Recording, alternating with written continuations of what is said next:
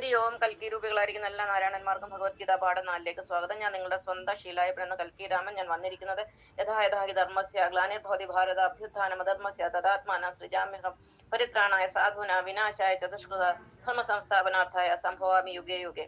എന്നെ ശ്രവിക്കുന്ന എന്റെ വീഡിയോ കാണുന്ന നിങ്ങൾക്കും ധർമ്മ സംസ്ഥാപനം നടത്തണമെന്ന് ആഗ്രഹമുണ്ടെങ്കിൽ, ഭക്തന്മാരെ രക്ഷിക്കണമെന്ന് ആഗ്രഹമുണ്ടെങ്കിൽ, ദുഷ്ടന്മാരെ നിഗ്രഹിക്കണമെന്ന് ആഗ്രഹമുണ്ടെങ്കിൽ ദയവായി ഈ വീഡിയോയ്ക്ക് താഴെ ഹരിയോം എന്ന് കമന്റ് ചെയ്യുക. നിങ്ങൾ എവിടെ നിന്നാണ് വീഡിയോ കാണുന്നതെന്നുകൂടി രേഖപ്പെടുത്തിയാൽ നന്നായിരുന്നു. ഇതെന്റെ റിക്വസ്റ്റ് ആണ്. ഇഷ്ടമുണ്ടെങ്കിൽ സ്വീകരിക്കാം. ഇത്രയേ ഉള്ളൂ.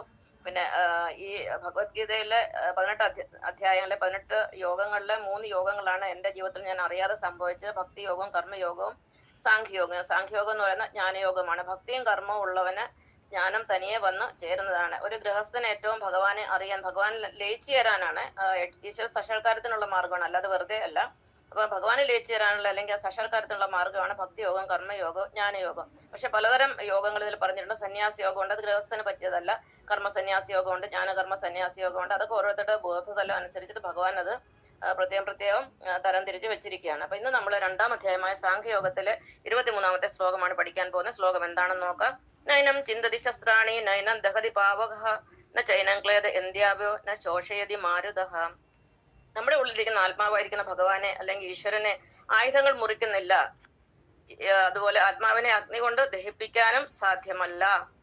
പിന്നെ വെള്ളം കൊണ്ട് അലിയിച്ചു കളയാം എന്ന് വിചാരിച്ചാലോ അതും സാധ്യമല്ല.